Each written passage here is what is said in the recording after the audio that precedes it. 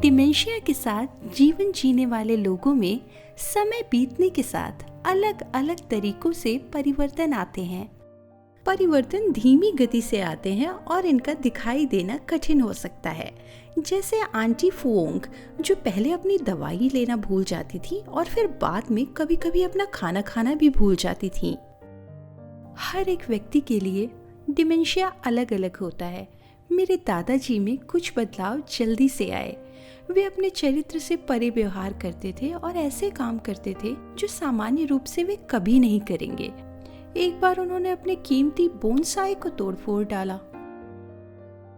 कभी कभी वे भ्रमित हो जाते हैं और शावर लेना भूल जाते हैं, या बाहर जाने से पहले अपने कपड़े बदलने से मना कर देते हैं। दादी जी बहुत परेशान हो जाती थी और उन्हें पता नहीं होता था कि क्या करना चाहिए।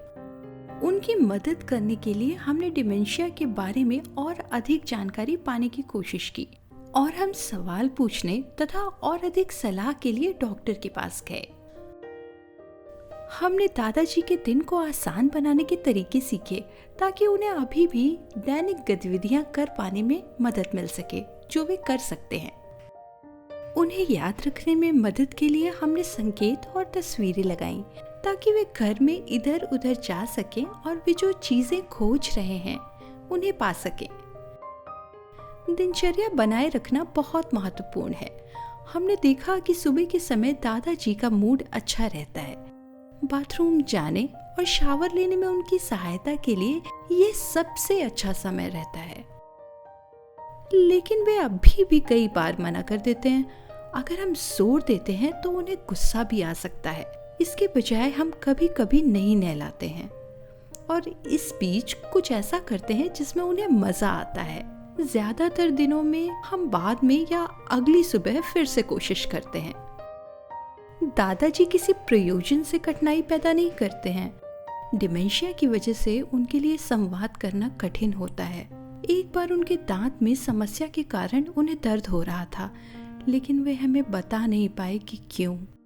हमने देखा कि वो खाने से मना कर रहे थे और हमें लगा कि शायद कोई और बात हो सकती है। दादाजी की देखभाल ने हमें अनुकूलनशील और ज्यादा समझदार होना सिखाया है।